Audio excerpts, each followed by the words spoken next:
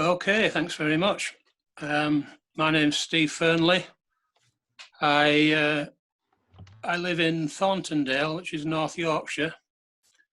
And for those of you over in Toronto, that's about 2 minutes away from Pickering and about half an hour from Scarborough and Whitby.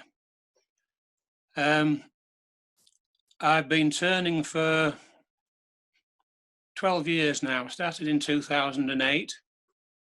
And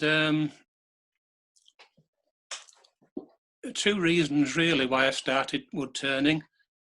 One is my dad used to turn many years ago, and I always used to do woodwork.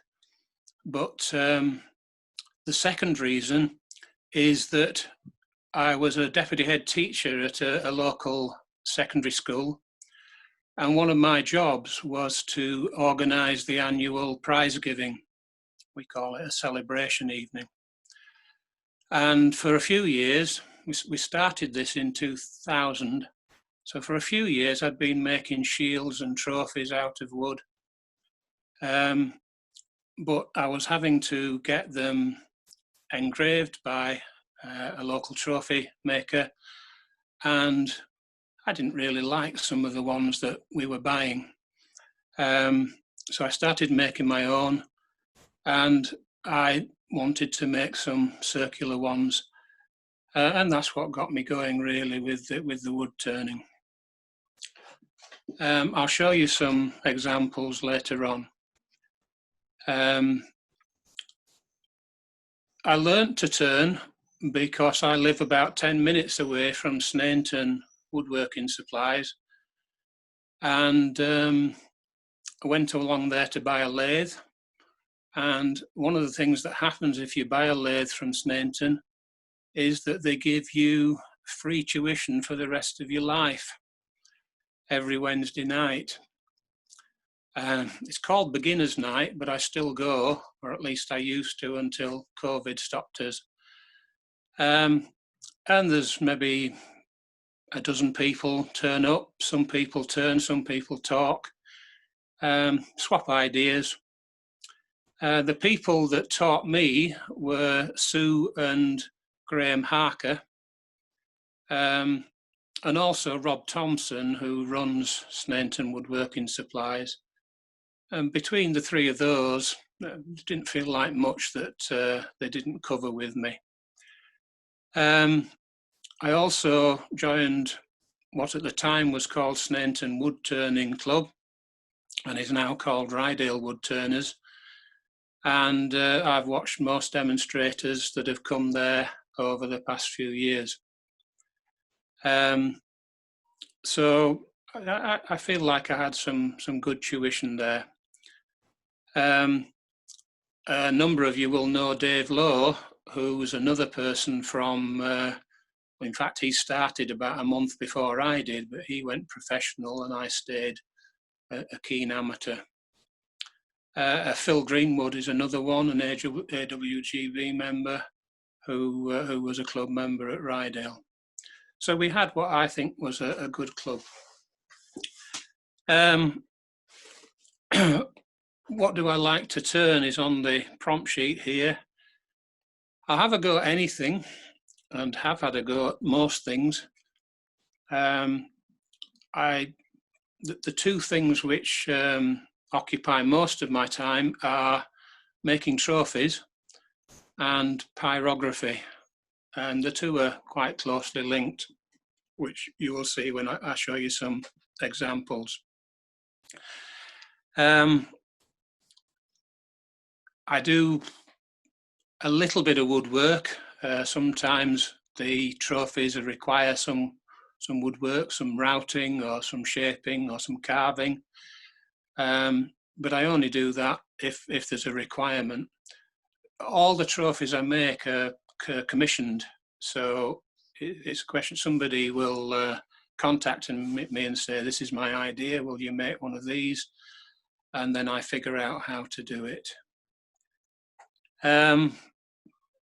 So as I say, I do a little. I wish I was a better woodworker. I always struggle with joints and and mortises and things like that, but I usually get by eventually and manage.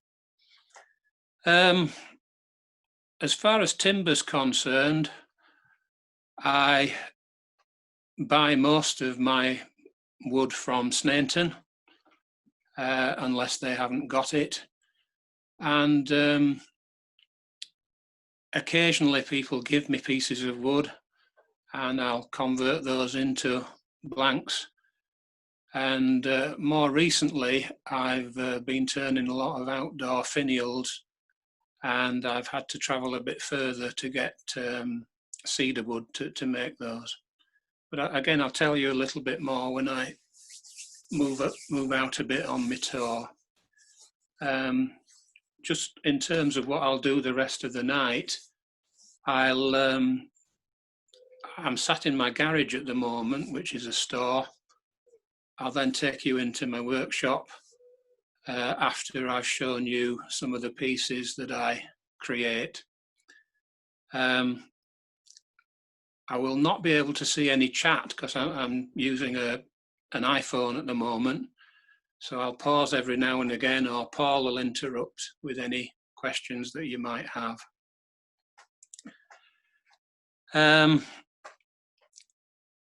Do I teach or do I do demos? I've done a few demos at the Rydale Club, maybe 1 or 2 a year. And I do some pyrography demonstrations for Sneinton Woodworking Supplies Open Days, which are usually twice a year and very well attended. Both of them have been cancelled this year, almost inevitably, I suppose. Wood turning isn't a full-time occupation for me. I don't have a full-time occupation. Thankfully, I am retired. I spend about 1/3 of my time woodworking, 1/3 of my time in the garden, and I still do some maths work for Oxford University Press. I do some math software, which, to be honest, pays better than wood turning does, but the three of them go together quite well. I sell most of my work through my website, which is oldfern.co.uk,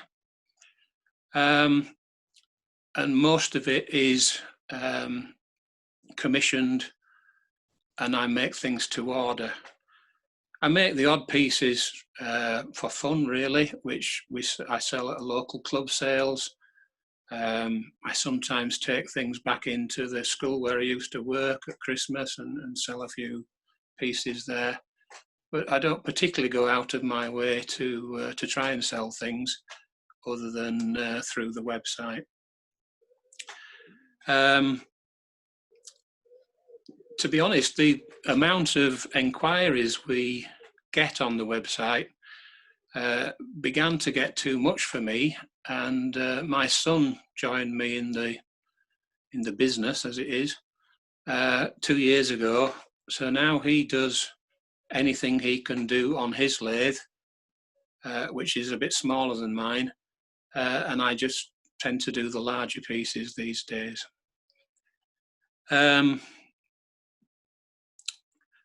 Where would I like my turning to go in the future? I'm quite happy, pretty much as it is at the moment, turning a few pieces a week, not under any great pressure to do to make a fortune out of it.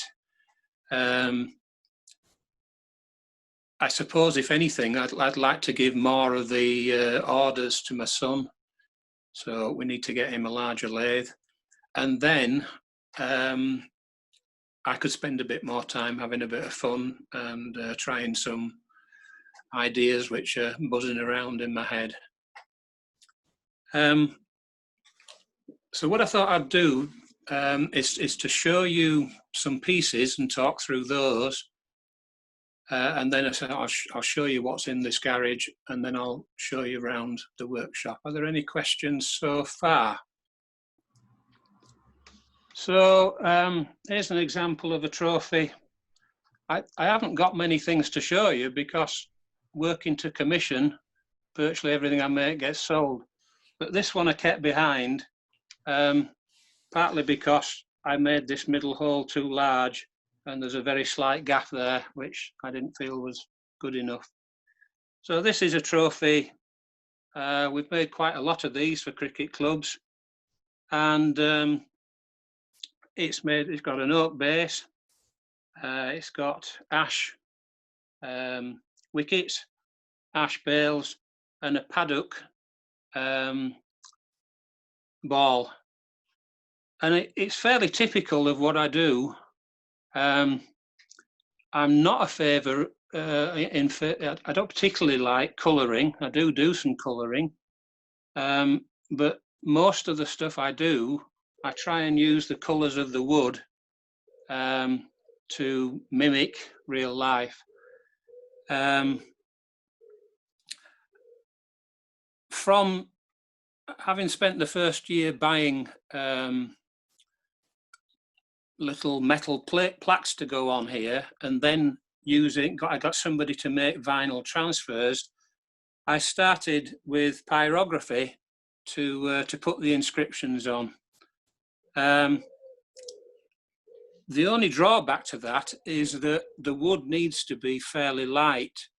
So it tends to be that I'm using, light oak does work quite well. So does ash, so does sycamore. Sycamore's probably the best for doing that.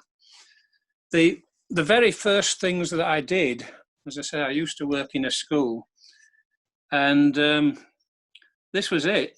I made a little circular disc. The school badge went on here, and then there was a little engraving plaque went here. And the problem with these is that they only stood up if they had a little wire frame. So, of course, on the celebration evening, we used to go up on stage and you'd pass that to the child who'd won it, and you'd try and shake their hands before COVID again. And of course, they used to drop it. So after a year or two, we changed to this design. So this is just a little bit of a piece of oak. No, actually, this one's elm. I use oak or elm, whichever's available. And on here, I put the name of the child and whatever award it is that they've won. And this is an enamel badge that the school has. Just glue that on. So that it stands up, I just take away a little bit of a ledge at the bottom, and I do that on a sander. And I usually put my website address on there, which usually pays off because the night after the awards are given out, the number of hits on the website goes up quite significantly. And I do get some orders from parents as a result of that. But that's a nice piece of wood to hand over to somebody, shake their hands, and they walk away. And even if they do drop it, they're not going to do a great deal of damage to it. So we make about 100 of those a year for various schools. The other trophies, I can't show you because I say they've been handed out. So what I did a few years ago was I got a book together, and I'll just show you a couple of the trophies in here, and then I'll talk a bit about some of the pyrography we do. So this one, is that clear? That was a house trophy. It's based upon the Yorkshire Rose, five-petaled, and it's got dates going up to 2054. So when it runs out, I don't think I'll be around to do another one. It's commemorating somebody who actually paid, well, the legacy paid for the trophy. This is about 20 inches wide, and it's in sycamore. And what happens is each year we just put a different colour underneath the underneath the date to show which house won the trophy. The ones I like most probably making are ones like this. This is a humanities trophy with the dagger representing history. This is representing religious studies, the lectern with a book on it, and the globe representing geography. There's another representative one in here. Oh, there's another one. This one, I don't know whether you can see. No, it's going to get too much shine on it. But I did a trophy, yes, there it is.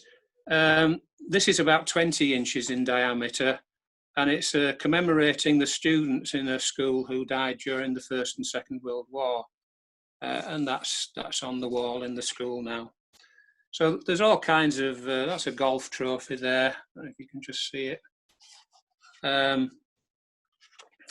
Music trophies, another school, cricket trophy there. I was going to show you, yeah, that's one of the ones I like most. You see that? I suppose really this is the kind of thing I like doing. I like making things out of wood, which are not meant to be made out of wood. So this is a microscope, and it's the Ully Arndt Science Trophy. Ully Arndt was a biologist, and I can't remember which company give this each year now. But things like that. There's another science trophy.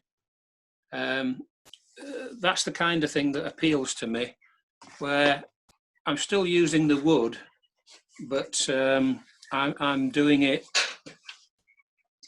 making the shapes.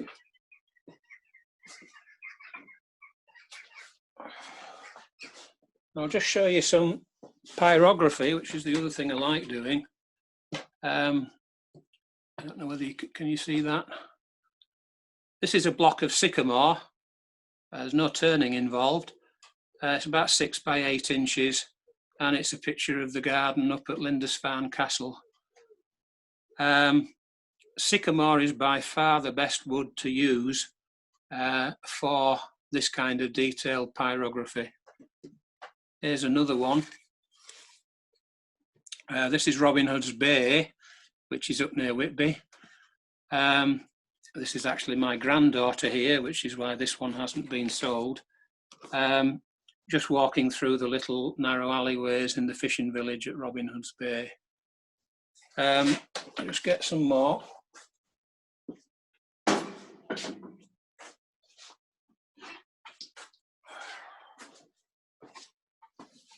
This is sort of a sampler that I did. Yeah, I think that's okay. This was before lockdown when I actually got my hair cut. I put all the writing on.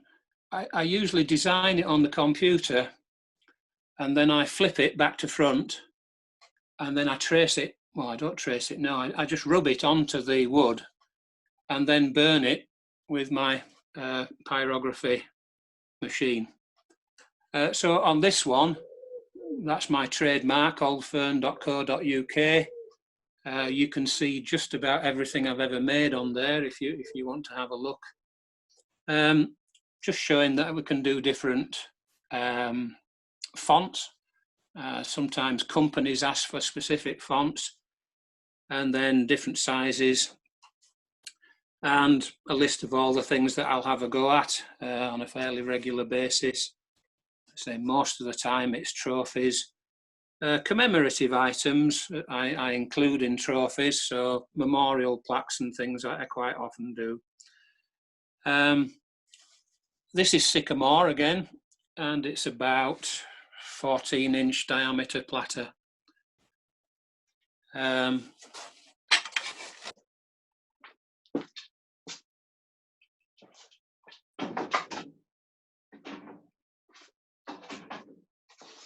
Here's another platter. Again, this is Robin Hood's Bay. Nice place to go if you're ever up here.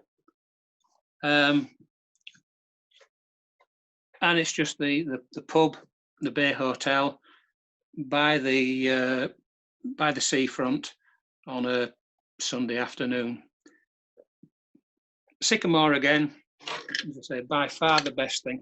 Everything I ever do, everything that I think is worth doing, I put a little oldfern.co.uk on, so that if people need to look back or have a look at what else I do, they can find it. And until recently, that's always been pyrographed on as well. I have had a go at doing some colouring with pyrography.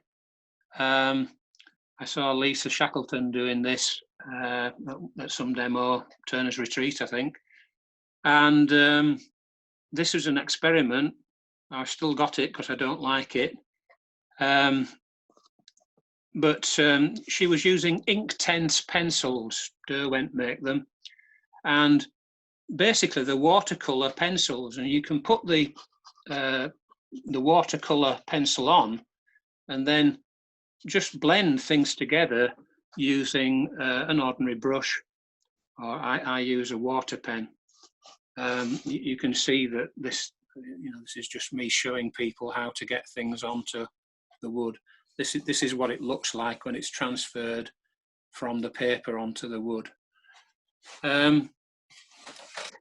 What I like much more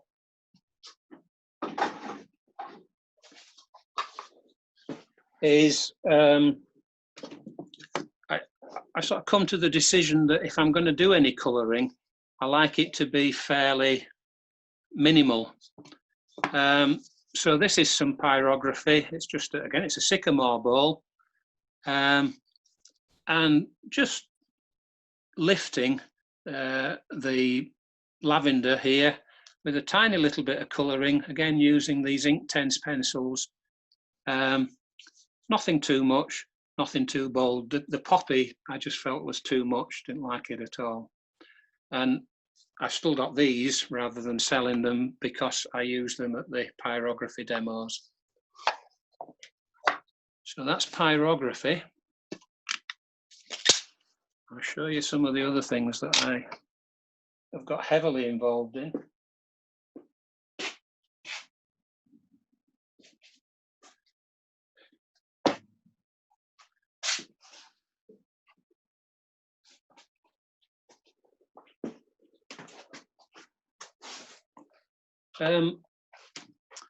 When I retired, I bought a summer house, and it's a decent summer house, cost me quite a bit of money, but it had a pretty rubbish finial on top of it.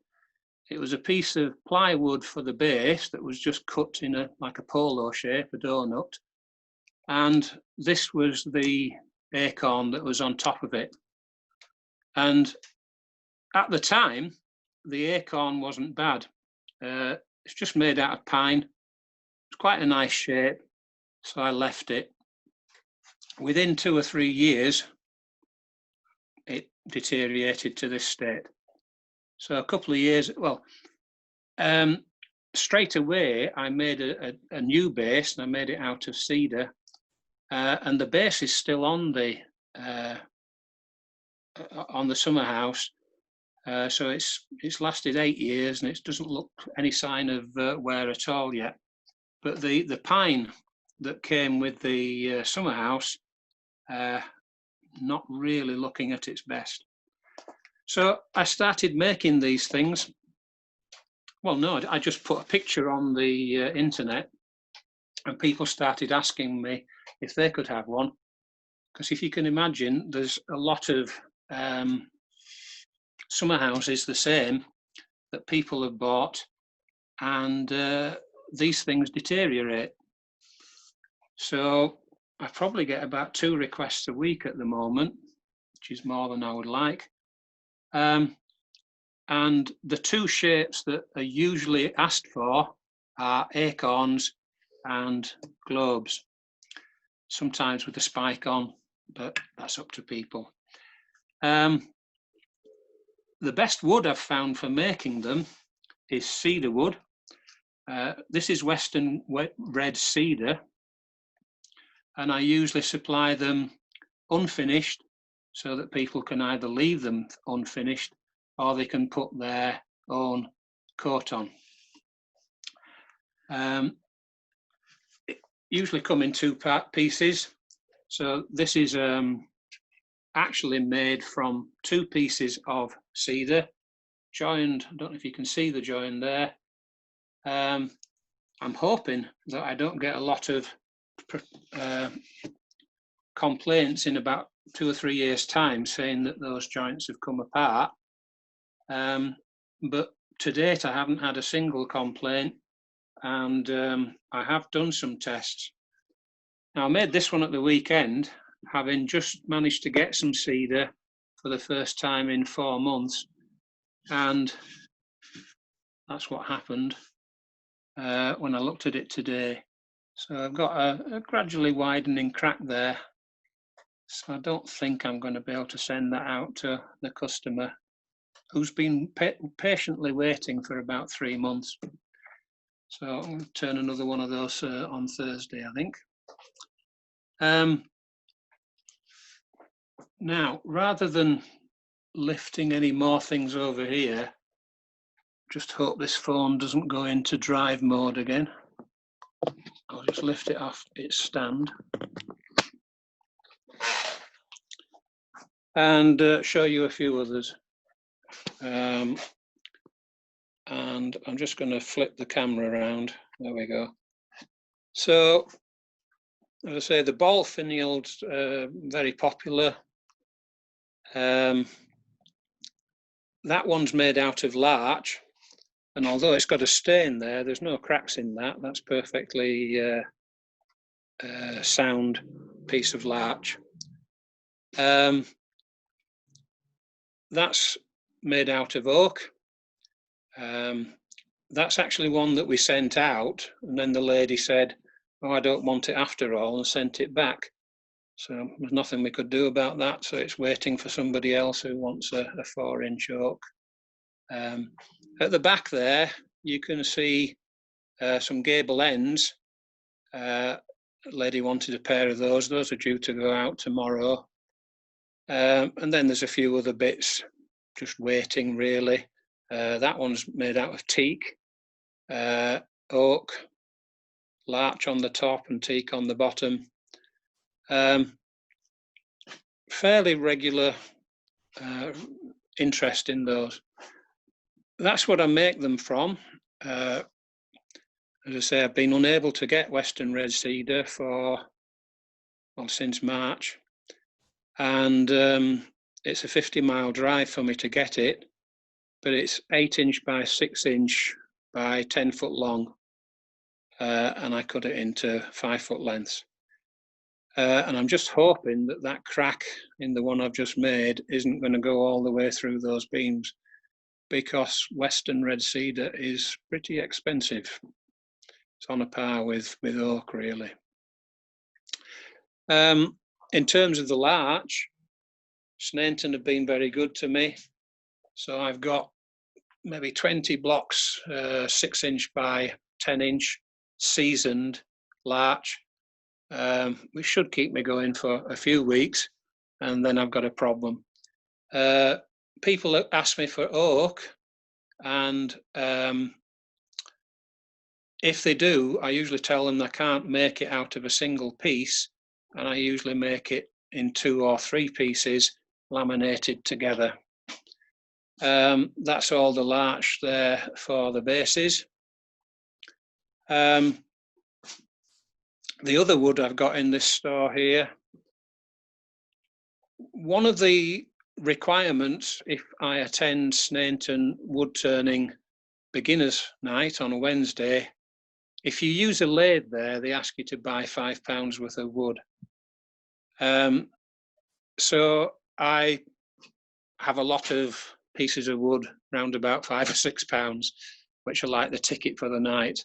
But I tend to buy little bits of exotic wood, which are quite useful in creating decoration on the trophies. So there's quite a lot of exotics at the top there, and then the rest. Well, actually, the rest. Somebody was talking earlier about clearing out an old colleague or friend's workshop. I cleared a former club member's workshop out 2 or 3 years ago, and I have a lot of wood from there. Unfortunately, we had to throw a lot away because it was very, very badly affected by woodworm. Just a couple of other things that I make. I suppose everybody's going to make a bowl now and again. This one is actually from a piece of wood that was in this garage clear out, and I don't know what it is, but it's extremely heavy. It's the heaviest piece of wood I ever turned, and I think it's mopane, but nobody's ever been able to identify it. It's heavier than Bubinga or Kookaburra. It's not lignum vitae because it's the wrong colour, but it's lovely wood. I can't sell it.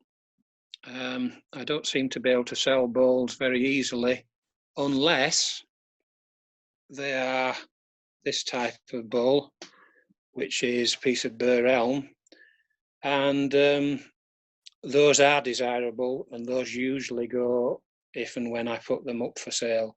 This one's not for sale because my wife wanted it in the house. And the other way to sell bowls seems to be to do that to them. And then the people who like to knit and crochet buy them. I'm sure you've all seen yarn bowls, but the yarn comes out of there. Sometimes we put 2 holes in here for the needles, but more often than not, we don't bother. But we get more requests for those type of bowls than we do for what I would consider a nicer product. The other things that I like to do, I had a request once to make a chess set, and I've only made 1 chess set. These are some models for that chess set which I've kept, and the board is also from that chess set. So I designed all the pieces myself from the pawn. That's actually an ebony. The knights were as I say, occasionally I do a bit of carving. So the top part of the knight was carved, and they weren't all done in different woods. The final chess set was done in rosewood when you could still get rosewood, and boxwood when you could still get boxwood. And what I found was the key to getting them to work was to do a bead at the top and the bottom here. And I used an Ashley Isles beading tool. And as long as those 2 distances, that distance was the same on all the pieces, the eye forgives the width maybe being a little bit out or the top being ever so slightly different. So the key was to turn those 2 beads first, and then to turn everything else around them. That was the final design for the Queen. That's actually in walnut. The King looked a bit like that, but I didn't keep the final copy of the one that went out. The chessboard, back to my woodworking skills, this was actually made out of floorboards that the customer gave me. So this is sapele and this is oak. And what I did was cut 4 strips of sapele, 4 strips of oak, glue them together, then turn them round and cut them the other way, and then join them all up. So it made a solid, that's about 1/2 inch thick chessboard. I have young grandchildren who are mad about Harry Potter, so I'm just going back over to this table. I've been playing around with wands recently. I just need to get rid of some pieces. I heard Cade talking about making wands when he did his. So a chap called John Oldham came to the club. Get the thing out. There we go. Sorry about that. And he made these ones, which, let's do it this way, are quite chunky, and they have the extra wizard factor that they light up at the end. Yeah, so they've got a little LED light at the end and a switch on the handle. Bit of pyrography on it, so it's Draco Dormium Nunc Titilandum, which I'm sure you all know what that means. It means never tickle a sleeping dragon. Here's another one, because I've got 2 grandchildren. And this has got the ivy leaf pyrographed on it, and again, it lights up. John Oldham is a member of the Teesside wood turners, and did a very, very good demonstration for us on those. So if you're looking for a demonstrator, he does travel. This one is Hermione Granger's wand, and instead of pyrographing the ivy leaves on it, this is carved in using a proxon with well, various different burrs. Yeah. This one, this is actually a piece of willow. No, it isn't. A piece of hazel from my garden, and it's just got a twist in there, and it's also got a little bit of, you're probably not going to be able to see it, it's got a little bit of engraving in there as well. But and then it was ebonized using a gas canister. That's a nice straight one, no decoration added. Another one here with a barley twist in. Most of these are based on actual ones from the Harry Potter films, and that means that when I put them on the website, I say things like Harry Potter style ones, just in case somebody ever contacts me. Here's a piece of hazel, and I was just messing around here, so I put a barley twist, and that's the natural colour of hazel, but you can ebonize it by torching it. And here's another one with a different design, a bit simpler at the top there. Okay, there's about 20 others, but you can see them on my website, but my granddaughters have got those in the bedroom. Two last things.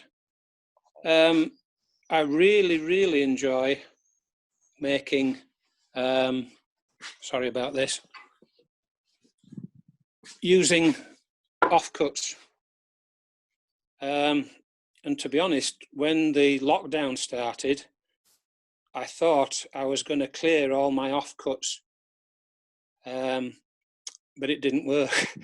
This is all I managed. I managed 5 little pots here.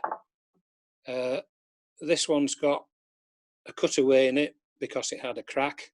That's actually a piece of box. And then a piece of yew, looks like ash to me. That's a piece of oak. So the shape was determined by the size of the offcut. This is laburnum, quite old laburnum from the look of the colouring. And I said, I really like taking a piece of wood and saying, right, what can I make from this piece of wood?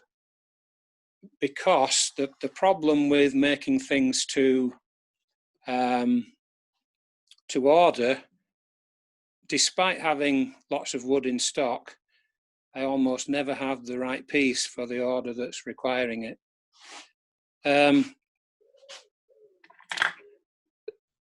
I can make hundreds of little acorns. Obviously makes sense to make them out of oak. All from offcuts, usually from finials. And to get the cup effect on the top, that's pyrography. So I actually burn little holes into the cup at the top, and the burn, for once I want it to bleed out, and that darkens the wood. So you get the acorn cup as well as the acorn. It's quite nice to leave them as they are as well. We make a lot of spinning tops. There's a shop down in Oxfordshire that buys these off us, sells them at a ridiculous price, and we sell them at next to nothing because they're cheap to make. Little experiment with another type of key ring. There we are, there's a happier one. It's a piece of sycamore glued onto a piece of probably Bubinga. And we make lots of mice as well. Just about sell every mouse that we make when we have a club sale. Okay, I'll have a pause. I've seen some messages coming up, but it's a bit difficult to read them. Yeah, I've got a few questions for you, Steve. Yeah, let me just get back on. Yeah, okay. Yeah. On your cricket trophy, are the bales glued or pegged? The bales are glued and pegged. Okay. So they have a wooden peg. So they're pegged in place in the bale, and then they are clamped and glued in as well. Yeah. And clamping it is quite a tricky, to get the angle. It's quite difficult to do. The bales actually take as long as the main trophy does, just to get the right spacing between them. Okay, thanks. How do you achieve the stitching on the cricket ball? The cricket ball, the stitching is done with, is it called a little elf? Oh, yeah. Henry Taylor? Yeah, decorating elf. That's it, yeah, decorating elf. So I just run it one way on one side and one way on the other, and then in between, it's just a bead that's been formed. Yeah. Okay, thanks. Not quite what a seam looks like, but it gives the right impression. Yeah. And on your trophies, there's a question here is, do you make one trophy that's passed on to the recipient for each year, or do you have a series of trophies for the numbers of years? Yeah, we make both types really. I still produce all the trophies for the school that I used to work at, so that's about 80 trophies a year, yeah. And about 60 of them are handed out to the youngsters to keep. So these trophies, the youngster gets to keep that. It's got their name on it. It's not going to get anybody else's name on it, so they've got that for as long as they want it. We also make perpetual trophies, and for any schools that are nearby, I can go and collect them and add names. Any schools that are further away, they've either got to provide their own metal shields usually, or for some schools, they send me the names each year, and I by return, I send them a little turned disc that fits on the main trophy. Okay. With the watercolour pencils, how do you seal the colour after you've done it? I put, let me just think, yeah, cellulose sealer on, sanding sealer. And then I use a buffing machine with the 3 coats of wax with Triple White Diamond and Carnauba to finish. The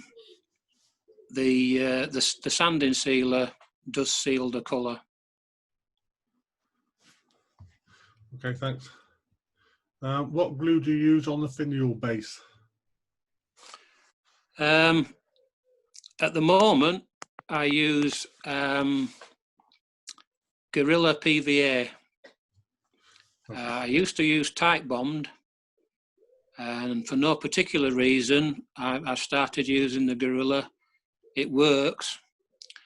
I've done some experiments. I've glued 2 pieces of cedar together, stuck them in a bucket of water for a week, and then let it dry out, and they're still fastened together, so it seems to work.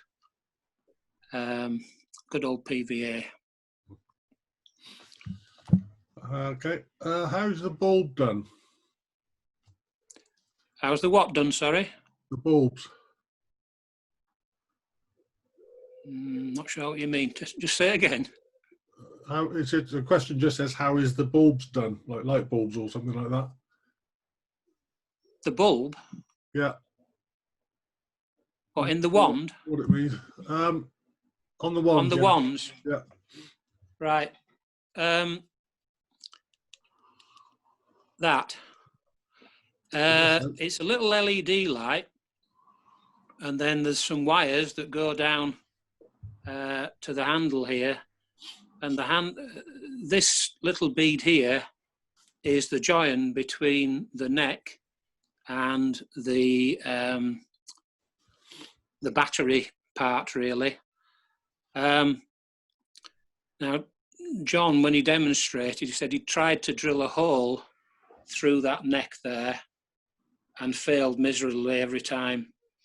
So what we do is we make it in 2 pieces and either carve out, or I think I routed the hole through the centre of that neck there, and then glued it together. And I don't think you can see the join anywhere.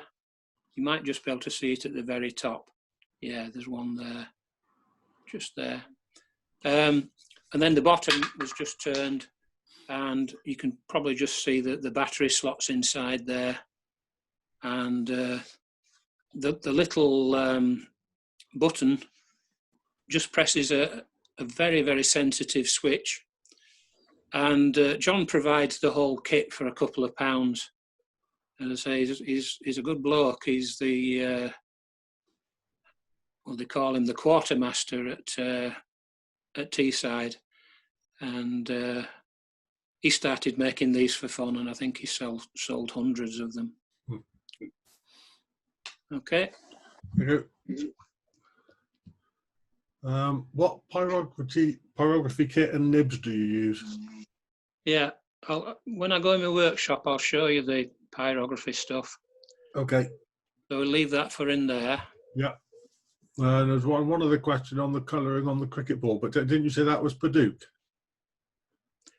Paduke, yeah. Yeah, if that's how you pronounce it. Colour, isn't it? It's what was the question again? About the colouring on the cricket ball and the type of wood, but it's Paduke with natural. That's the natural colour. Yeah. There's no stain or anything. Yeah. Paduke is, in fact, when I made it, it was probably even more red than that. But it's a natural sort of red, which is why I use it. It's probably the only thing I make out of Paduke. Yeah. If I can avoid staining things, I do. Cade, you were asking. Yeah, it's John Oldham. John Oldham, Teesside Wood Turners. Yeah. He won't travel to Toronto, though.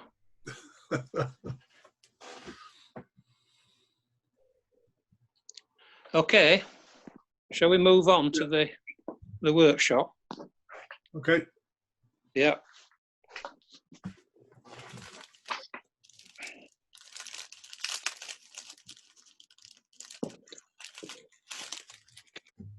bit bright out here. Just show you the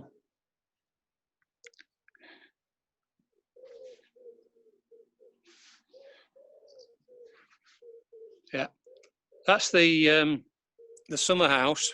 You can see the acorn on top. So as I say, the base has been on there since about 2012 when I retired, and the acorn I made a couple of years ago. I actually turned the acorn out of well, in these parts they call them landy butts. Anybody know what a landy butt is?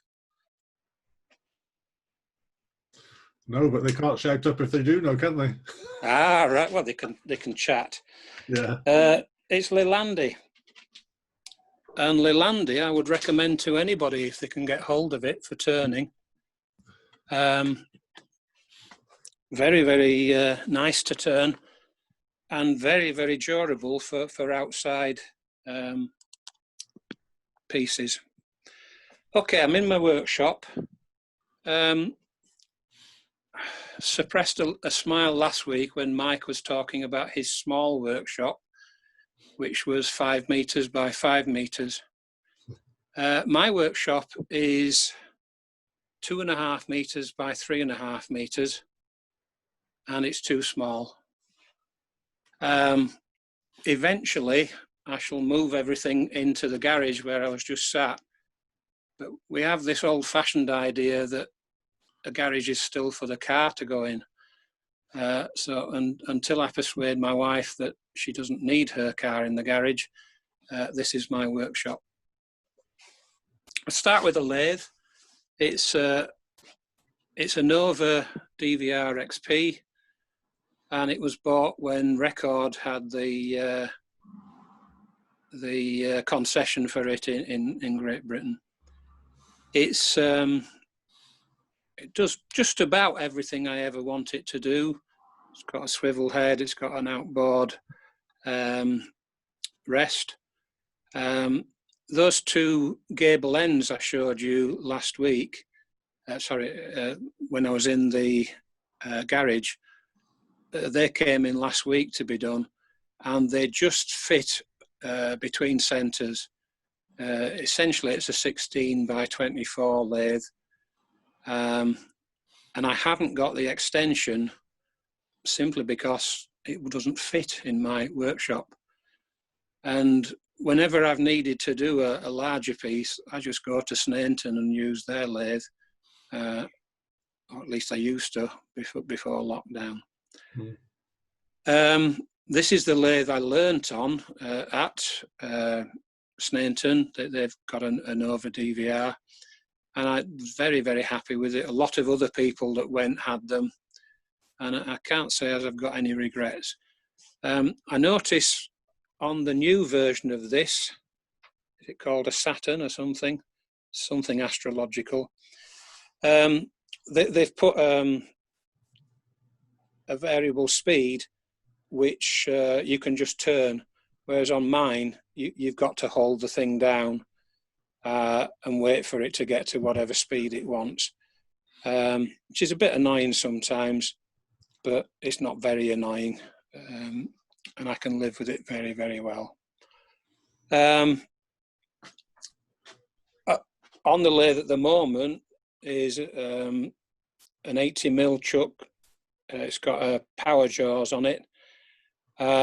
Whenever I can, I use that chuck. Very, very nice, holds very well, and very, very pleased to have acquired that one. The main chuck, I suppose, the one that it comes with, is the 50mm, and probably those two are what I use most of the time for turning. I've got some other chucks. I've got a little pen chuck there, which is so. For example, when I was doing those cricket bales, that's what would be holding the cricket bale. And then I've got one that's I think it's a 30mm or 38, and those are on adapters. because the DVR is an 8 TPI by 1.25 inches, which is increasingly difficult to find in this country anyway. The first lathe that I had is this one, and that's why I've got the adapters. This was a 16 TPI thread on it, and it was a decent lathe. It still is. It's got a swivel head on it, 36 SH.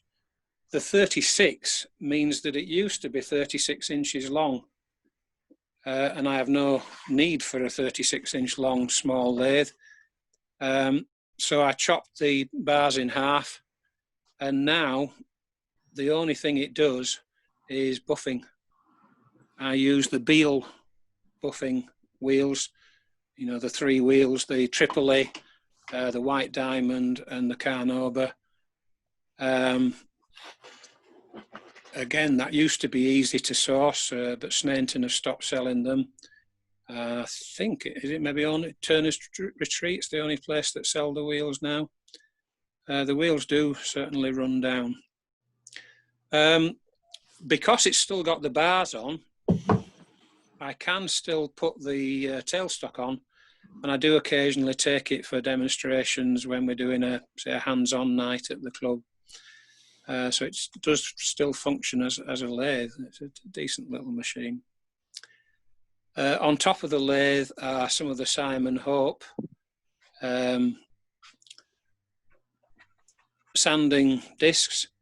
So rather than ripping off your sanding paper, you just change your disc. And I've, again, like somebody else who was talking, I've got 2 sets. One of them has got the fast release on. This thing here, probably do it for you. It just, no, it was not going to do it. That came with this set. It's from Simon Hope. So it's meant to be just a fast release. Can't do it one-handed. To be honest, I don't like it because that is a very long way from the drill to the piece I'm sanding. So I tend to just use these and get them right up, you know, next to the drill chuck. But one box has got my discs of sandpaper in, and the other has got little pieces cut. For those that are interested, it's Rhino paper. It's the only paper I use, Velcro backed, very, very good. Next to it, Robert Sorby Pro Edge. I've got a grindstone, but I don't use it much anymore. I gave all my grindstone jigs to my son when he started a couple of years ago, and I sharpen everything on here now, and I'm not disappointed in what it does. I suppose the only thing I don't like, I don't know if anybody's got any tips, is that I'm forever changing between this and the fingernail jig here, and I just wish that they'd come up with a way that you could have both of them on the machine at the same time. So that does get on my nerves, but doesn't get on my nerves enough to buy another machine to go next to it at £350 or whatever they are these days. Moving round, there's a box of router mat here, which I mentioned because I struggle with my fingers, very bad arthritis, and quite often I can't get the lathe, the chuck off the lathe, or the piece off the chuck, or all kinds of problems where I need to grip. And I find the router mat really, really useful. So I've got lots of bits of router in there. I forgot to mention this little chuck. It's one of the best things I've bought. This was £25 from a company I think called SCT. It's on Amazon anyway. And it's a little screw chuck, and it's perfect for doing those acorn finials, because I can just drill a hole in the centre of the finial, and then I can put 4 screws in. I use Craig screws in there. It gives me a very, very good hold. Before I bought that, I was using a little homemade thing. The acorn is fastened to the base with one of these double-ended dowel screws. So I was using that, and I was finding that the piece wobbled more than I would like, really. Probably not quite centered. But this thing is fantastic. I use it all the time. It's the cheapest chuck I've got. The only thing is I had to get an adapter because it wouldn't fit my 8 by 1.25 inch. I've got a vacuum chuck in the corner there. It's got a pipe you can just see there, which goes through the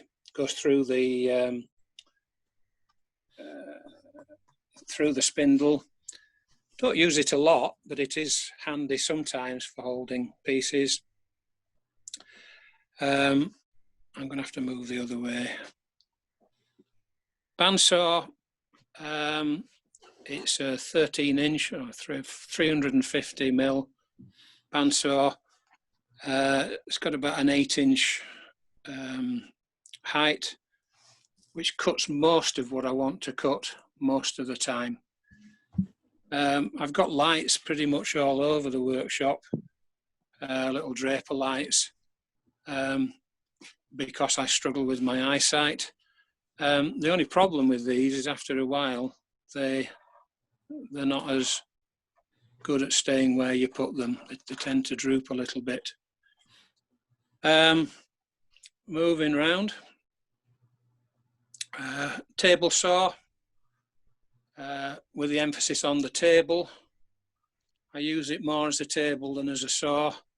And when I do use it as a saw, I tend to take it outside in the yard and cut stuff out there. But I've got it anyway. There's a few wands in production, some little hazel branches there cut, ready to try some more wands.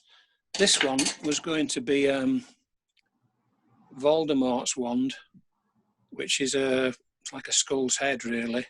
So there's a lot of carving to do on that sometime. Bag of offcuts ready to go for the fire. Box of offcuts waiting to be turned into some interesting piece of wood turning. No idea what yet, but you can see I've just got offcuts everywhere waiting. I really don't like to throw things away, and usually I can make something out of all these things.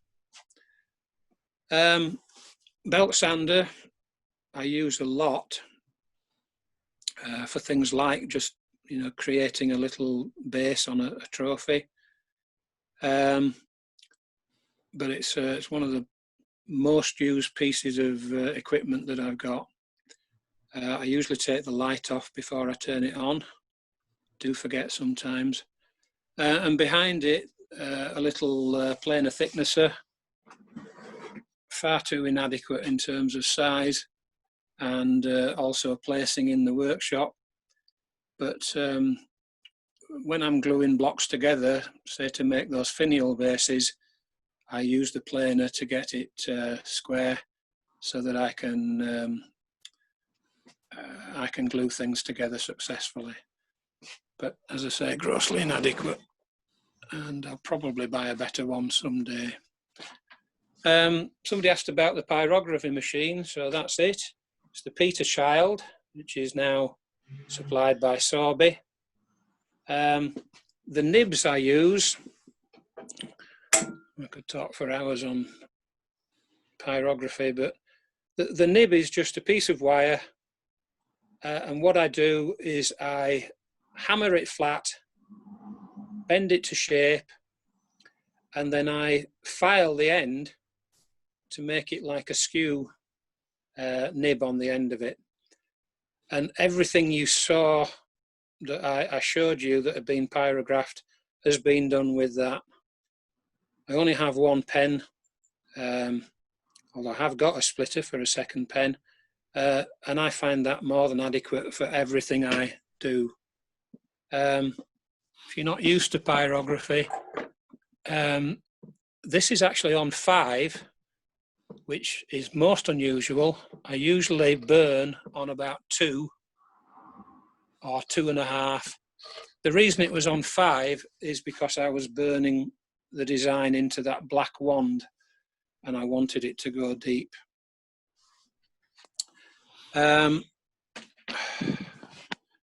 Radio, I try and listen to the radio pretty much all the time that I'm turning. Talk radio usually. Headphones, so that helps me drown out the noise of the extractors when I'm sanding. And a bag of shavings, of course. In summer, I can usually get rid of a bag like that with a load of lawn clippings. In winter, I struggle to get rid of all the shavings. So I usually put one bag into the compost and then another bag into the recycling bin. Drill press, nothing particularly special about that. There's a router there. I did get a router table, but to be honest, I usually end up just using a handheld router because it's quicker. It just takes so much time fiddling about on for the kind of stuff I do. It's not worth fiddling too much.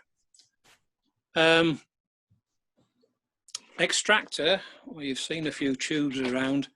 I've got a 2.5-inch extraction system around the workshop with gates, and I use a camvac with a double motor in it, and I think it's about 2 kilowatts. That it's maybe not quite as powerful as I would like, but it does the job. And the 2 tubes that come out of the top, they feed into the garage through the wall, and that keeps the noise down a lot. It's significantly quieter than if they were in the workshop with me. I also have an air filter, AC 400, and that's on pretty much all the time that I'm in the workshop. And I have a microclean filter as well, which is very, very good, but very, very noisy. So I don't put that on really as much as maybe I should, because I don't like the noise. But if I'm using the planer or the belt sander, that goes on, and that's why it's at the far end of the workshop. Despite all that, probably because of the size of the workshop, I get far too much dust. Everything in here is dusty.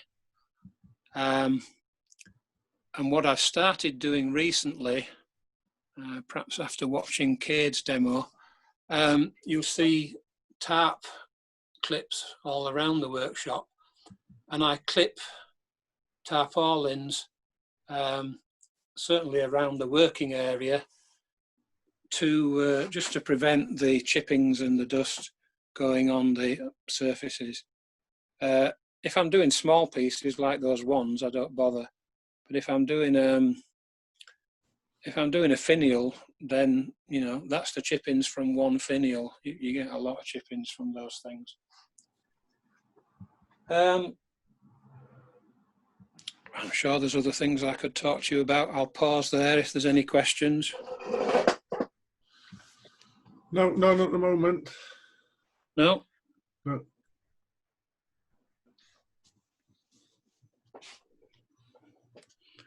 Okay.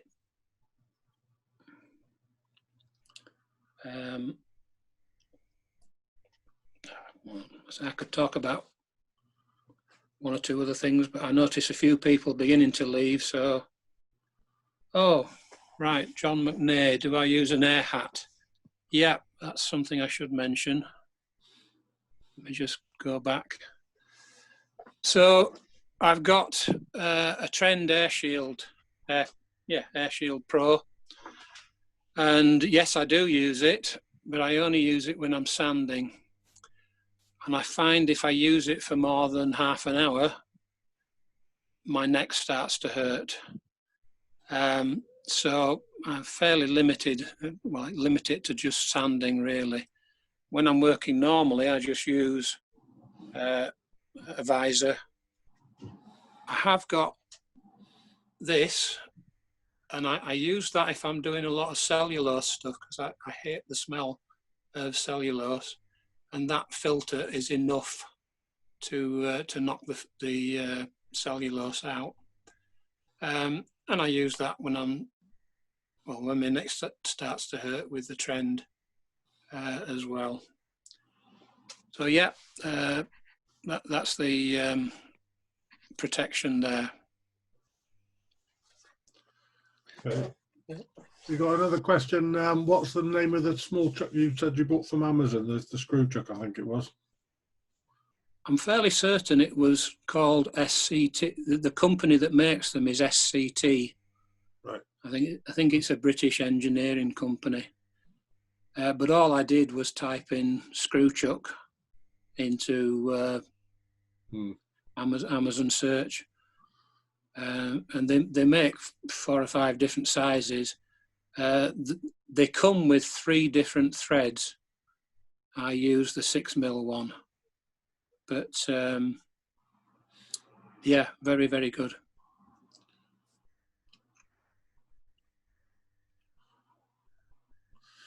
Okay. Anyone else got any questions? Take that as a no. I'll unmute everyone. You can unmute yourself and join in the chat now if you want to. Okay, thanks for that, Steve. Interesting talk. You're welcome. Steve, what are your favourite chisels? Favourite chisels? Yeah, I didn't mention the chisels, did I? I'll show you. I've got the usual rack of chisels over there. Those are the ones I tend not to use. And then there's a few next to the lathe. Spindle work. This is my favourite. This is a Henry Taylor 1.5" roughing gouge. It's actually ground to 35 degrees. I found that when I'm turning the softwood, the larch or the cedar, you really need, well, ideally you'd use a skew chisel, but I'm not that daft. So that's number 1 for spindles. And then this is a spindle gouge, not a very big fingernail on it, and quite an open flute on it. That's Henry Taylor as well. I got those from the garage clear out. I have 3 Simon Hope handles, and they're pretty much used all the time. So the small one has got a small spindle gouge in. The medium one has got a parting tool laid in, and if you reverse it, it's got a round skew on it. And then the big handle has got, well, on the end here is just an ordinary ball gouge, 1/2 inch. And if you reverse it, it's got a swept back ball gouge on it. And yeah, the fact that they're next to the lathe means that those are the ones that I use most. I've got an ordinary record ball gouge, which I use a lot as well. But most of the time, those are the ones.